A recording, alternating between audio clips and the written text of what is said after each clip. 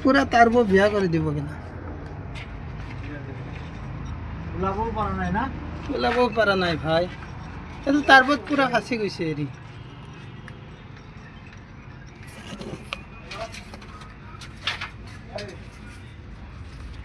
এটা লোক এটা ধরকছন দাদা দাদা ও দাদা এটা ধরকছন মই এটা ছিঙি দিওঁ পিছত মানে টাৰ্বোটো খোলাৰ পাছত ওলাই দিম ঠিক আছে ছিঙি দিছোঁ থাক ঠিক আছে লাম হ'ব এইটো